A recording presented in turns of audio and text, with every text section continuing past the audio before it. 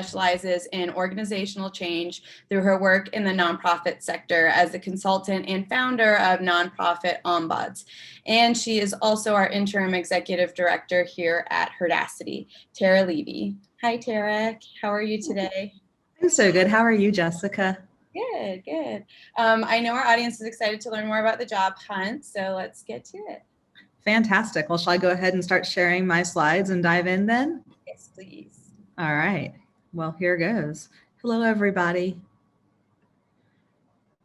So I am truly thrilled to be with y'all today. And can you see that? Okay, Jess, is that good? Yes, perfect. Okay, fantastic. I am thrilled to be with y'all today and excited to talk about things that are about kind of moving forward and doing great things. And it feels particularly apt for where we are right now. And I think that, there's all this stuff in our world and our dialogues about how to do things better and do things differently. And I want to emphasize as we're talking today and moving ahead that even if we're looking at new year, new job, or all kinds of other new things, you're the same person and you are fantastic. And the goal is not to change who you are in a job search. It's to really highlight who you are when you're doing a job search. So I want to make sure that we really find ways to showcase your unique talents, your unique skills, and things that you bring to a job and to an opportunity, and not make you feel like you're having to put on someone else's clothes in order to do this. This is all about finding and the best ways to describe and showcase who you are. And I'm thrilled to be able to get to chat with you all about this afternoon. And I know that there's an opportunity to do Q&A as we get through further on. And if you put questions in the chat, Jessica will help us get through all of those as we go. So feel free to do that. And also my contact information will all be throughout this if you need anything for further, knowing that this is all a conversation and plenty to do.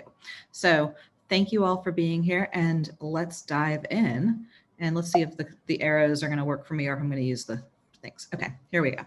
So a typical job search, when you think about, okay, what do I need to do to get a job? Right? You're thinking about things like, oh, I should make a resume and I need to update my LinkedIn profile. You just send people your resume and then you sit around and you hope and hope that you're going to get an interview. And those are things that are very tactical and basic, and there's things that you technically still need to do.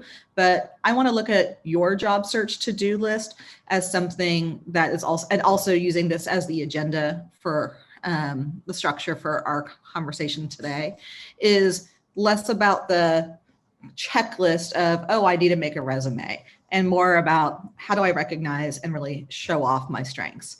Less about, oh, I should make a LinkedIn profile and have things on it. More about how do I connect and communicate my successes. Less about sending out and finding a job, but more about how do you connect with people that care about you and want to help you. And then less about getting an interview and more about how do you pitch yourself to a team of people that you will hopefully be working with and will be colleagues with. So looking at transforming that to-do list into something that is much more pleasant, and things that even for those of us that may not be looking for a job right now, these are things that we can use for other types of networking and just for life. And so hopefully you'll find things here that are not only that you might use to describe yourself better on a resume or LinkedIn or in an interview, but also just help you navigate better in the world and be able to understand what makes you tick. So that's what we're going to do for now. And I'm going to dive on into content and just getting us started. The first thing is really about recognizing your strengths. Any resume, any description of what you do, it can go different ways, and it can feel very literal. I opened the store at this time. I'm responsible for this many people. But looking at what's really unique about the way that you've done things makes your resume, makes everything about you more interesting, and it draws people in, particularly given the numbers of people that are likely interested in the same opportunities that you are. They likely have somewhat similar backgrounds or things that align with what the job's looking for. So finding ways to tell those with nuance that is unique to you makes whoever's reading your materials and meeting you start seeing you more as an individual person that could contribute to their team, as opposed to someone that just fills the technical responsibilities and criteria that they're looking for. And this is definitely not the time for humble bragging. We are so often conditioned to not talk about the great things that we do and can do and our strengths. Your resume, your job search, these are not those moments. And one of the things that has always stuck with me as kind of an exchange is I was talking to a hairdresser that I had like back in college, and we were talking about things, and he about what our different strengths were and stuff. And I asked him, I was like, what do you think you're best at? And he said, well, I'm really humble. And that has kind of led to me having this saying that I use in all kinds of places is ask me about my humility. Because of course, saying that you're humble and claiming that as a strength is almost the opposite of being humble, but it's so true. And it really is one of the things about him that was spectacular is his humility and how good he was at lifting other people up. And I think that even those of us that might gravitate towards the less braggadocious, big words and that feel like hyperbole, there is truth and goodness and value in using the words and really calling them out and associating yourself with them. So as you start thinking about putting together, whether it's a resume, a LinkedIn, or anything else that you're going to do as part of launching your job search, I really would like you to first think about how do you get to know yourself and how do you understand yourself, choosing the right words to describe the great things about you and the exciting things that you've done. And for some people, it's helpful to try to put yourself in other people's shoes. And whether you in your imagination, sitting at your laptop and you think, well, what would my best friend say about me and why I'm wonderful? Or what would the best boss I've ever had say about me and why I'm wonderful? Or actually calling and asking them, which is, it shouldn't be hard to do if they're your best friends or your best boss. They're in your corners already. So reach out and find out from them, what is it that you like about working with me? Someone that I worked with when I was in my year between undergrad and law school gave me one of the best observations about my work style that has stuck with me and I still use to describe, which is she said that she thought that I was very talented at seeing both the forest and the trees. And she said that, lots of people are really big picture, lots of people are very detailed people, but she thought that I had a unique ability to hold both simultaneously. And that compliment that she gave me in describing one of the things about me that made for a good teammate and someone that was good to work with has been something that I go back to as I think about myself. And it's something that even on my current website, I say about myself, that because I feel like it is really descriptive and it makes me feel good. And I also feel particularly good because in my own humility, I know that I didn't come up with that. It's something that someone else said about me. So I feel like it has some additional truth because someone observed it and shared it. So I would encourage you to ask people to describe what working with you is like, what values you've added, and think about how do you add value? What is it about you that's really important and useful? And we're going to try to, again, really, I'll keep slides very big picture like this, but now I'm going to give you a slide that has lots of words on it. If you need help thinking about what is it that you are good at, what are the skills, what are your strengths, there are a number of different online assessments that you can take that will help you come up with words, concepts, ideas, right, to really emphasize pieces. And so here are 3, and the tests are in teal here, and then underneath it in teal, these are the top 5 that it said about me on each of these tests. 2 of these 3 are free. The Strengths Finder is not, but it's relatively inexpensive. It's something that is out there in lots of different ways. And when I take these types of tests, I will say, like, I love taking online tests. I liked taking Cosmo quizzes when I was in middle school and high school, and I seem to continue enjoy taking these kinds of assessments and learning about different little aspects of me.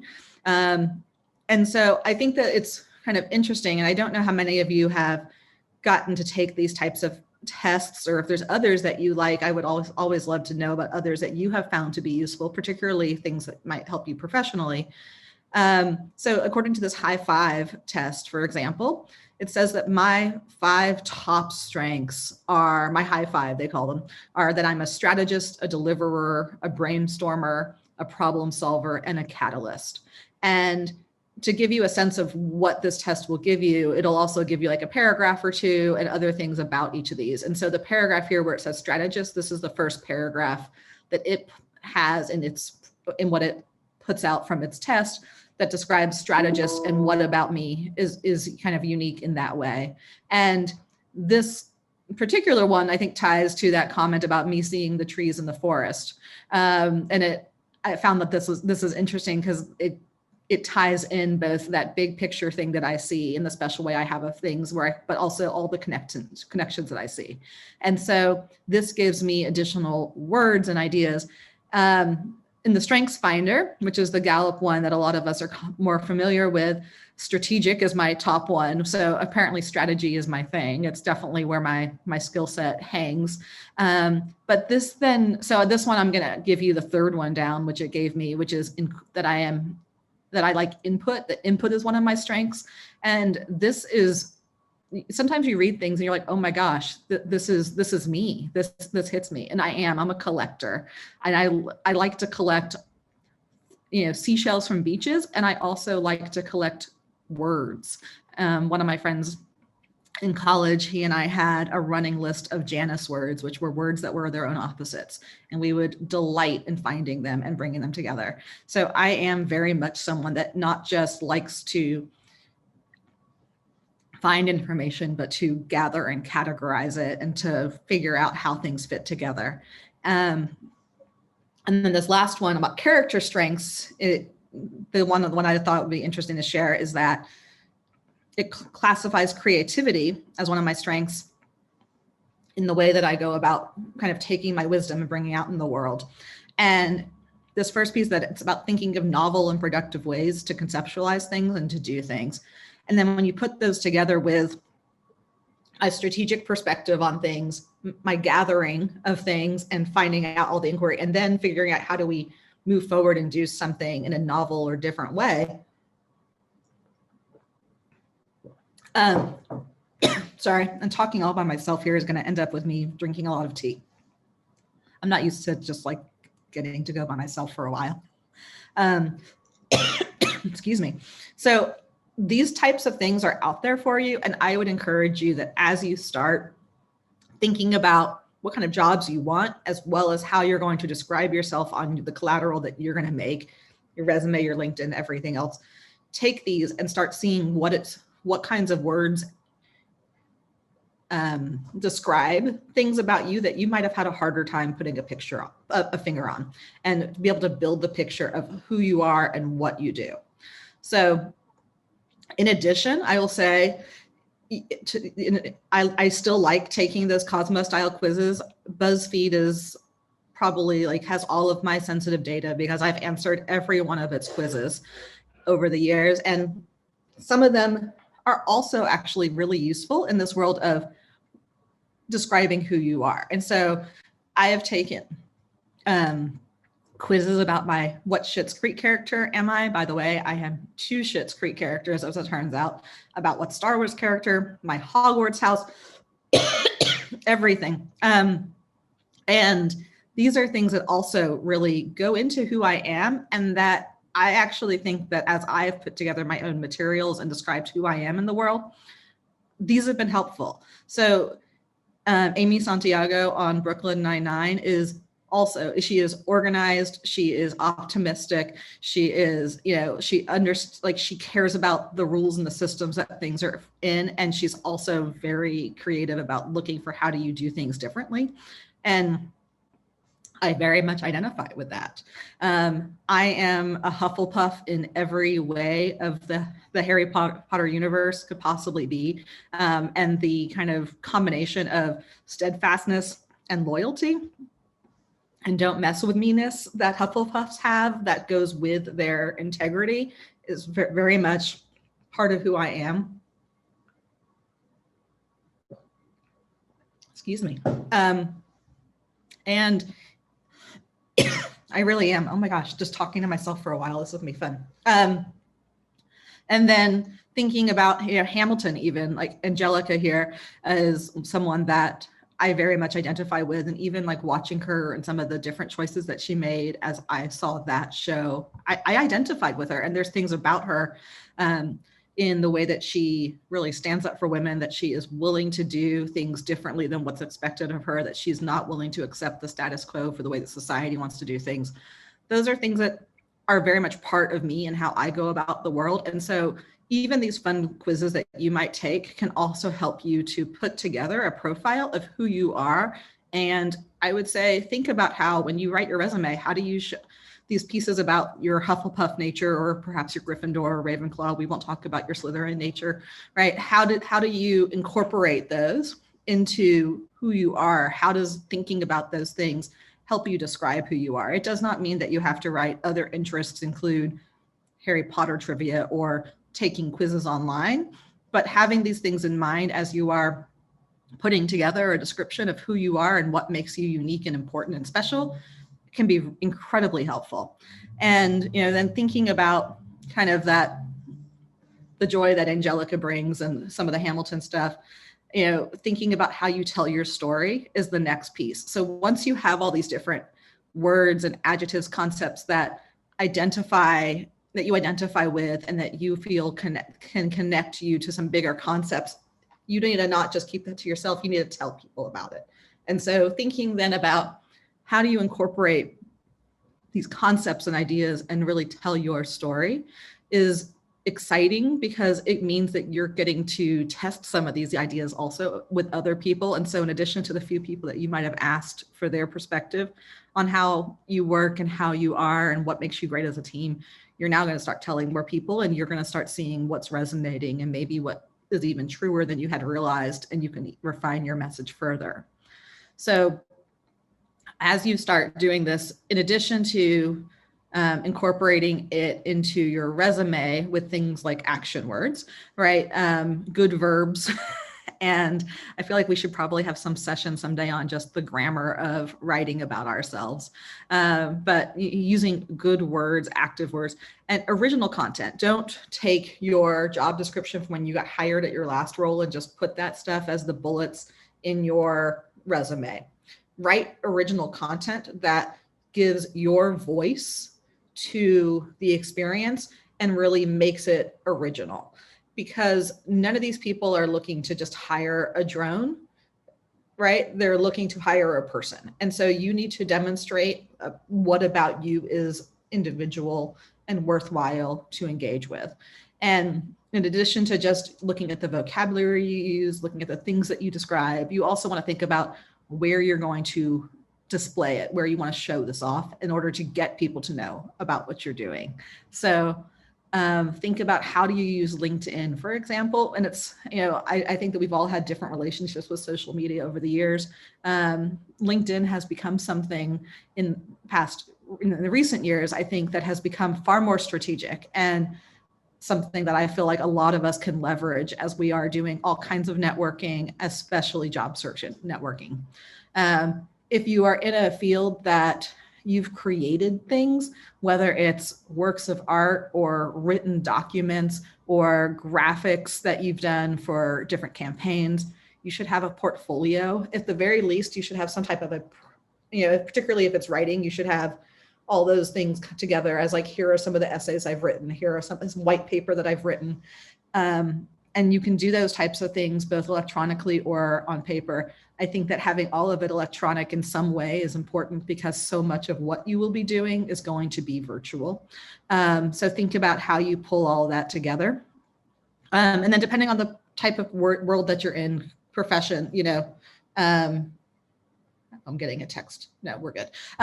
Wanted to make sure it wasn't about what we are doing right now. So thinking about those things, and then should they have a website as well? So, and that's going to be more career specific on the type of world that you're in. But think about how do you kind of actually describe your most recent job. And so take one of those character traits from the assessments that you've done and the conversations that you've had, and think about what is something specific that you have done in order to demonstrate it. And then how do you make that something specific? So for example, I've been privileged to be serving as Herdacity's interim ED for a little bit over a year. And what I will have to write about this in some way on a resume and things like that at some point, right? And so thinking about that strategic piece of my skill sets that come across in the different assessments that we did, I might write something like strategic support of board and staff teams during a transition to prepare and pivot the organization for success under the next leader. Or thinking about the piece about the creativity and how I put things together in different ways. I might write something like assess and shift business model from a limited access paywall to an open inclusive programming structure that leading toward a 300% increase in participation. And those types of things are obviously things that I've done with a team. And that's something important too. You don't have to necessarily say every time, as part of a team, I did this. You can own that you had a role in this and that you were part of it, and you don't have to worry on the resume format about giving every single piece of all the extra credit. This is about you and highlighting what you've done. You can also use LinkedIn like a portfolio, which I think is really an important thing to recognize. And so I've put these are screenshots that I took yesterday. So that'd be the most recent versions of what I have up on LinkedIn. And these green arrows are just some things that I wanted to point out and talk to y'all about. So first of all, if you see on the far left where it has the top, where I've actually put on the header, the strategy and support for your mission, that's a screenshot from my website. And so I have branded it uniquely to me from the beginning in order to really just kind of have a unique landing thing rather than a typical template. And it's something that y'all can do, whether it's from your own website or anything else, or a photo that you've taken or something that you've been, or a headline of something that you've written, but making it personal when someone gets to your page immediately becomes really helpful. And then underneath my name, you can see I've written nonprofit strategist, leader, and guide. Having that type of a headline is really also something, it's a quick place that if someone's coming to your work for the first time to get some quick sense of what you do without having to wade through everything is really helpful. And I think that it's worthwhile to use that. The next in the middle here, you'll see the about section where I've kind of followed what LinkedIn has suggested, which is explain stuff and tell us where your skills are. But I've actually done that. And I noticed that lots of people leave these types of pieces blank. And so I'd encourage you though, to take this time. It's one of the first things people get to as they're scrolling down. And I think it's worth utilizing. And then in the featured section, 3 things that I have featured here. One is a blog post that I wrote that I'd shared on LinkedIn, and that's there. The second is my personal work website, 501t3.com, and that will take you directly to my website. And then the third thing there with the Texas, it takes a link to a report that I wrote for the United Ways of Texas about the state of the nonprofit sector. And there's other things in there too. This is just 3 that are in part of that carol of slides. And I think that this is something I don't see people use as often, but it's something that, you could go to this and you don't have to then go to my website or go to other places to find all the different ways that I am interacting in the world professionally. It's right there as a snapshot. So it's like one-stop shopping. And then the recommendations are another piece that I feel could be used more actively by folks. I've been starting to just reach out to people that I've worked with and say like, hey, I'd love, and writing people recommendations. And I've been starting to get them back too. I used to have them just randomly every now and then, and now I'm starting to be more active about it. But it's a great way for someone to get a sense of what it's like to work with you and what value you add from another person's perspective, and helps them to almost get a reference check on you in some ways before they even get to doing a reference call. So it's a great way to be able to amp up what's unique and special about your work and what you add to teams. Once you have all that, you need to take this and take the network of people that you have and get more people to care about this. And so you want to help you want to find ways to actually take the people that you know and have them help you connect with more people and turning really them into amplifiers for you. So if you're already on LinkedIn because you've created this fantastic portfolio, now your next step is to actually use LinkedIn and all the links that it provides, right? And so I'm going to talk to you about that in a moment, but also just being really intentional of reaching out to people and saying, this is what I'm doing. How can you help me? Who do you know?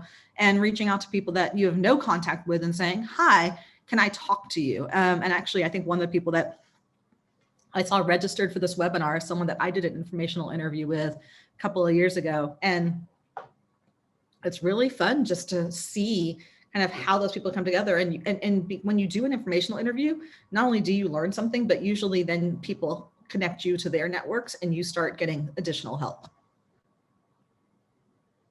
So as you think about maybe who you want to reach out to, who's going to help you to reach out and build your network and job search and get in there, think about who's in your corner, who has always had your back. Is there a teacher that you've kept in touch with that has still always been a mentor and a cheerleader? I think that so many of us, because of social media, are still connected with people or have reconnected with people that were mentors a while ago and have reappeared in our lives. And they're people that kind of always will be in your life. And they're the kind of people that even if they don't do anything in the field that you are looking for a job in, they care about you and they will help you. They just really want to they need to be asked and told that what they have is relevant to where you are. And in this case, it's just, they know other people that you don't know. Also think about who have you helped? Is there someone that you helped to get a job or make a connection that you might reach out to? Who would you help? If someone in your network that you haven't spoken to recently, but you're looking at them, you're like, if that person reached out to me, I would absolutely help them with something. They're a great person to reach out to and say, hey, I need help.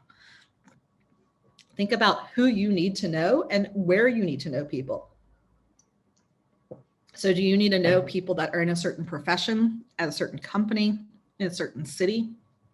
Think about those things and really be intentional. And then ask for help.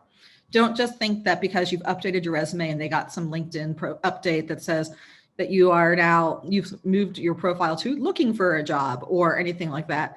You're going to need to reach out. So whether you do this in LinkedIn or over email is fine, or even over text, right? Just reaching out to people as one-on-one individuals. Know that everyone is getting so many different kinds of spam and reach out where people are doing just biz dev on LinkedIn of their own or in other forums where you're getting things that are fake personal. And so you need to make sure that your note that you write is truly personal and reflects you. And so if I were writing a note to someone right now and saying, I need help, I would write something like this. This has my voice in it, right? So I would write something like, I hope you're doing well despite all this. And I wouldn't, last year I was writing a lot of hope you're doing well despite all the 2020 going around. But sound like yourself and ask for things and ask specifically for things. So tell people not just, I'm hoping you could help me or something, but saying, when can you talk to me next week for 30 minutes? And then be clear that you can follow up and be clear that it's personal and making statements like, thanks for always being someone I can count on.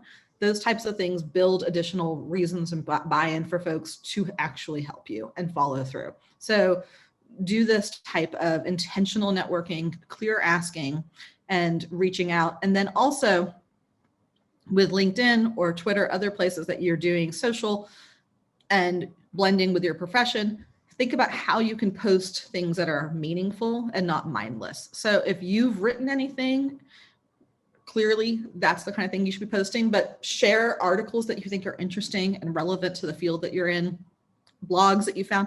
If there's a resource or a tool, if someone has said, here's a new way that you can calculate the rate of this and make a chart to do that, and that's your career, share that and talk about it. Cite relevant trendsetters and experts. If people, if you're in a health field and there's a new study, if you're in an engineering field and there's something that's a new tool, if there's something that's coming on the pike more and more and you're seeing stuff about it, write about that. The more often you share things, the more often it obviously will start appearing in people's feeds. And you need to use these tools to make yourself top of mind. So even if you're not reaching out to someone, you're starting conversations with the people that you didn't reach out to and are passively getting into people's conversations and worlds. And then they will hopefully think of you as they need things. And maybe they reach out to you in addition to all the reaching out you're doing. The last piece is, you have all this collateral, you've been, bragging about yourself, your network is bragging about you. Now you need to reach out to an actual place to say, hire me. And when you think about reaching out to this group, the dear sir or madam is not going to be the thing that gets you interest, right? You need to realize that you are pitching to people, and the people that you are reaching out to, if all goes well, they are going to be your colleagues. And so think about, as you write things, that you're not here to connect as someone that they just should consider, but as someone that they will work with. And how do you frame your approach, your pitch, your description, everything else to be as a person, so that they feel like they're not just dealing with someone that has certain criteria and skill sets, but actually an individual that also has these skill sets. So I'm a major believer in cover letters that are crafted for every job. That may mean that you can't apply to, 40,000 jobs with a form letter, but getting 40,000 jobs with a form letter is not going to be how you're going to get a job anyway. So use that number of how many letters you can write as a good barometer for how many things you actually can apply to and manage. So in a cover letter, connect your experience that you've had to this particular job. Make sure that it's not that you're writing even a form letter and replacing their name with someone else's, but that this job and that you are connected to their world.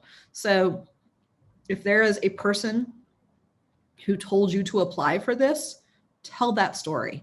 If you found the posting on LinkedIn and you noticed a connection and then you follow it up with someone, tell that story. And tell them in your cover letter how you can add value and contribute to the team, so that you can take these things that you have as an individual and be a part of their team. And then once you are going to know that you're going in for an interview, we all know that preparation is important, but think about preparation beyond what are you going to wear? And do you have a copy of your resume to bring with you or things like that? But really put on like your sleuth hat. I sometimes joke, like I did journalism in high school and college, and I think that like that investigative reporter type thing is part of why I'm a good interviewer. And review the person that's interviewing you, review their LinkedIn, look at the company's website, look at their social. If there are if you're in any particular field, even if whether you've been posting things or not, know what's happening right now. Be able to talk about and casually drop in the interview. Well, I was reading in the New York Times the other day this, or I read in this trade journal that's specifically for us, right? Talk about those things and be able to show that even if you're not even employed in that space right now, that you are in that world and thinking about things and you are a part of it. Sign up for Google alerts, sign up for different organizations' newsletters, take the job description and actually go through it and annotate it throughout with your own personal experiences, so that if they ask you in the interview, this is one piece of the job, how do I know you can do it? Or tell me a story. Make sure that you've thought through what experiences you've had connect to the different things the job will require. Definitely have questions ready ahead of time, and also think about ideas that you can pitch when you're there ahead of time. And it might be, hey, have y'all ever considered this type things that you're able to bring up? There's different ways, but seeing as someone who will contribute to the team from day one is really important. And don't worry that they're going to maybe use your idea without hiring you. They will have all kinds of guilt on their own and issues for that. Let them just think, we need to get this person because she has ideas like this, and want to bring you on. And then take every chance that you have as you are interviewing to connect as a person, right? As I say, you really don't want to just be a number. Particularly, I look at folks for jobs all the time, and you get hundreds of applications, and you have to think about how to distinguish. And even as you start interviews, you get so many, and people can blend together. So if you can connect as an individual and as a person, that's going to truly benefit you. And so be yourself. One of the things, that I'm really aware of is I don't want to pretend to be someone in an interview and then have to keep pretending to be that person after I've gotten the job. So I need to ask the things that I care about and be myself so that I can continue to be myself in the role. And think about how you're going to tell your story, whether it's in your cover letter, in a thank you note, in the interview, all those different aspects of this job, and really be yourself, right? Because who on earth wants to be uncomfortable every day? And so you have all these things already. You have strengths that add value. You have collateral that showcases your success. You have a network of people that already know that you're awesome. And you, when you go into this, you get to talk about the things that you are good at to get a job that you want, or people who actually want to work with you. And so you have all these things already. And this is about packaging, storytelling, and putting it all together to make the connection for a potential opportunity. And it's the kind of thing that your world will be happy to help you with. Your people that you work with love and are part of their engagement. And so you now have another person that you can ask me at any point. You can reach out to me. I'm always happy to talk about what's going on, what you need. So I know that, Jessica, we have some questions that you've been gathering as we've been started. And so we can start with some questions now, and then always know that you can reach out. You can connect with me on LinkedIn and email to keep asking questions. For sure. Thank you so much, Tara. That was so much incredible information, and the chat's already been blowing up with so many praises and ideas. So we do have a few questions already in. So we have one, and everyone else, if you have any questions, feel free to either put it in the chat or you can add it to the Q&A and I'll get them to Tara. Our first one is, how do you suggest someone put information or document in a portfolio that could be considered proprietary information?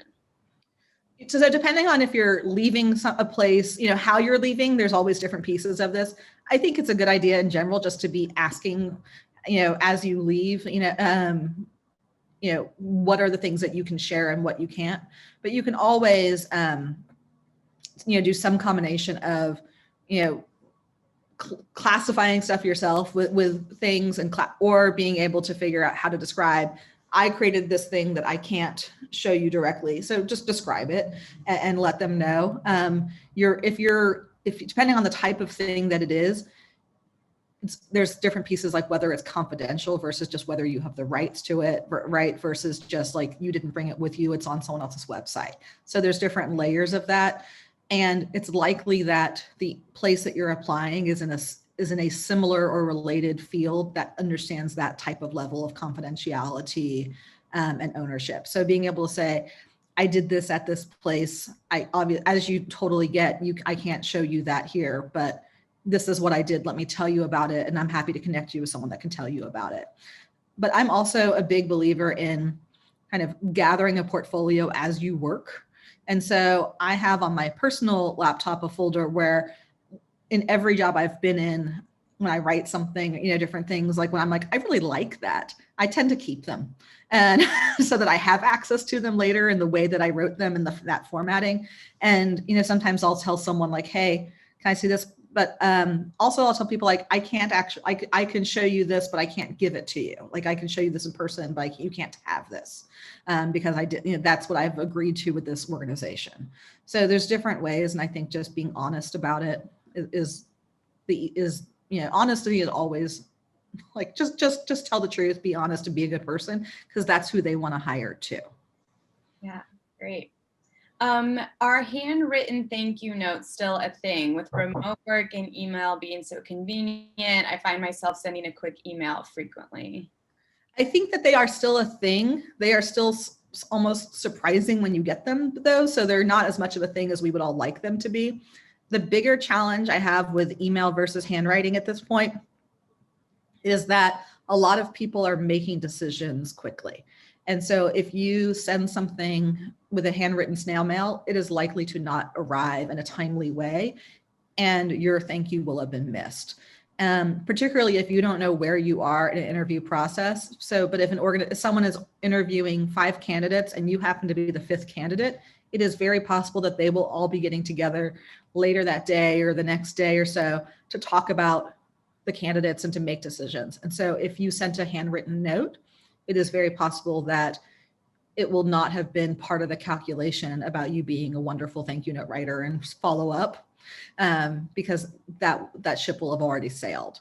I think that if you know that you're in a process that has more steps, though, like if you are in something that's going to have, a semifinal and a final round and things like that, the handwritten note has a lot more value in those because you know that there's a longer term lead. Yeah. It's always so nice when you do get that handwritten note in the mail. It's like, oh, like a nice little surprise. Yeah, it's like, oh wow, something that's actually worthwhile came in the mail. Who knew that happened anymore? That's Yeah. cool. How do you get over feeling embarrassed about talking about your accomplishments, or do you have any advice or techniques so that you don't come off as full of yourself? Because it's hard for women in the field to come off that way sometimes. I think that's one of the reasons why asking other people for descriptions of you is helpful. Like, it was so much easier for me to use that compliment that Betsy Spears gave me back in the day about seeing the forest and the trees at the same time, because it wasn't something I was bragging about myself. It was something that someone else had bragged about me. And so sometimes it's about starting small with those types of things.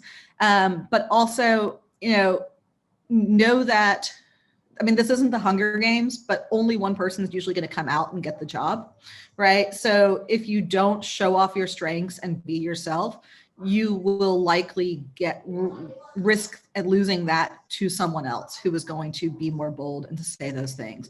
So as much as it might be hard, I think that you can say that. I think that you can own, goodness, I have a hard time bragging about myself, but I need to tell you this. Right. But they're looking for you to brag and to tell stories. And so the other thing that I think women do a good job with, even for those of us that have a hard time bragging, is we're good at telling stories. And so if someone asks you something, you might think about, how do you tell a story that showcases that trait that you're trying to display, and talk about how you handled something or how you performed in a certain situation.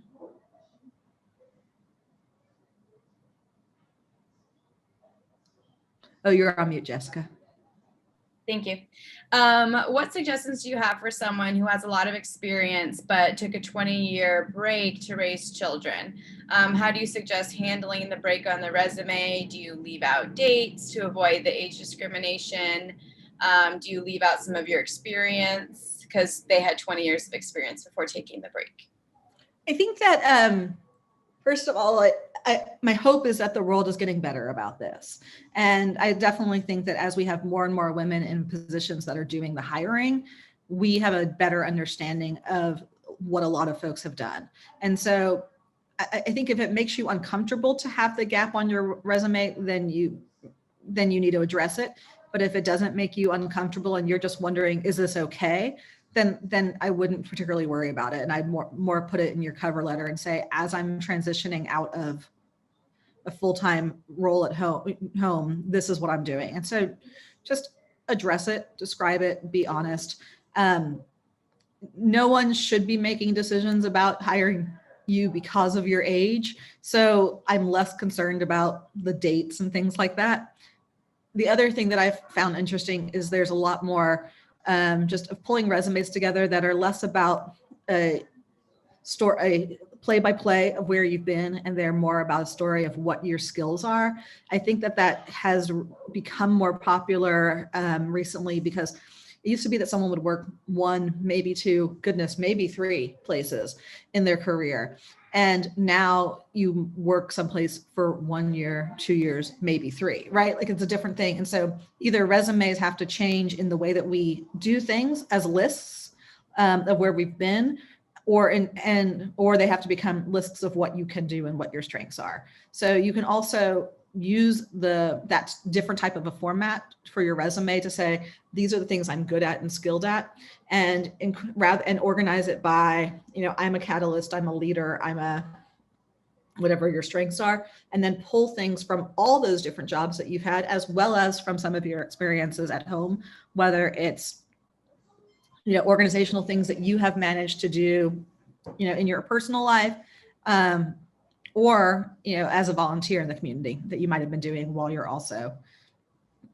I have a lot of folks I know that, like, when I work with boards, that people will say community volunteer as their job. And it's like, well, wow, you're so much more, but own it. So put those things in and structure your resume differently if it makes you more comfortable. I keep doing this.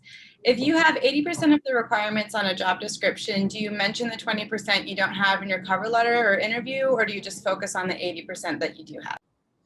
I wouldn't mention it in the cover letter for sure, almost for sure. You might mention it in the interview as just, because they might ask you a question like, what are your weaknesses? And that's a great time to say, well, there's this part of the job I haven't done before, and I know I have no hesitation that I can learn it and do it because.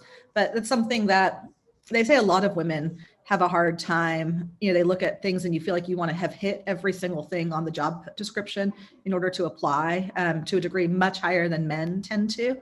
And so I think that drawing attention to that or focusing on that isn't really necessary, because you should know that there are people applying that probably meet 30% of the criteria, and they're not talking about the 70% that they can't do when they are making that initial outreach. I also think that, as someone that hires people, it's important to not always look at has this person done every one of these things before? Because if they have, that probably means that while they'll show up ready to rock and roll, they'll probably stay less long at the organization that I'm hiring for, because they won't be challenged to do new things. They're just going to be doing the same things they can already do in a new environment. So being able to talk about how this is part of your career journey and owning that, and why that makes you more likely to really be committed to the opportunity for a longer term, is something that you can use if you're talking about lack of experiences too. Awesome. How do you manage transitioning into a different industry after 15 years? I am a project manager. Well, if you're a project manager, you have a set of skill sets that is so versatile, and you could be able to work into almost any industry. I will say, I think often that I have a hard time describing my expertise or qualifications for things, because my undergraduate degree is in the Plan 2 honors program. Like, that's literally what it's called. And it's a generalist in liberal arts. And then I have a law degree, which is a generalist in talking and writing, right? Like, I don't have necessarily some specialization, but there's lots of things I care about. But I've been able to focus on describing my skill set as someone who is able to work in any context, that I am a quick learner of the specifics. And so whatever industry, organization, field, or sector, I can come in and learn those details that you're already a subject matter expert in. And I come with a skill set that will raise it up. So depending on if you're making that change because that's the way your skill sets, or it's because of some other thing, there's different ways that you couch it. So the understanding of kind of really what your strengths are will probably give you the leverage to go right into the reason that you're doing that. Great. Many of us lost our jobs during this recession. Do you have any advice for getting back out there, particularly for those who haven't had to apply for a job in ages? Yeah, I think that truly, like, starting to take some of these quick tests is really fun in and of itself, because it gets you motivated. Because especially, we've all been sitting at home and doing very little, and so it's easy to get further and further from that sense of, I'm a worker, I do these things. And so I would say start with these different things, because you'll start finding things that resonate with you and you identify with, and you'll start feeling more connected to the world of work because you're doing these things. And then being able to start having conversations about it. So as you're doing those things, then post on LinkedIn and say, hey, I just took this assessment and it said this about me. I'm trying to think about where I could use that, or start some conversations. in that kind of a public space, as well as with your, I think about like the Sprint friends and family plan a lot, like who are your intimate network of who you'd put on things. Reach out to those people and say, hey, this is what's going on. But so take some of those assessments, start thinking about things, start talking about it. And obviously go to things like this, use these resources and engage in the Herdassi Facebook group and other places. But talking about things starts to make it become doable. So find ways that you can have conversations even while you are at home. Awesome. And what is your favorite tip to make yourself stand out? Color. I think I'm a big believer in using color, that resumes don't need to be black and white, that nothing should, that really nothing should be black and white. And then almost think about yourself as a brand and how to make all of your stuff feel unified and tell a story. And so if one of the things that is that you like things kind of simplified and neat and things like that, or that you like things fancy and intricate, like those could be things that influence your font choices, all kinds of other things that you do. But people respond well to getting things that look, like professional and crisp, and like, what you're doing. Wherever you go work, they're likely going to have a brand kit with, these are our fonts, these are our colors. And if you show that you can kind of keep to those types of things already and that you understand and can manage it, it just raises you to a level of professionalism. And then the color makes it more unique. Like I'd say pick a color, pick your favorite color, or pick your favorite color for print. Like all my stuff that I use for my work stuff is this teal. Awesome.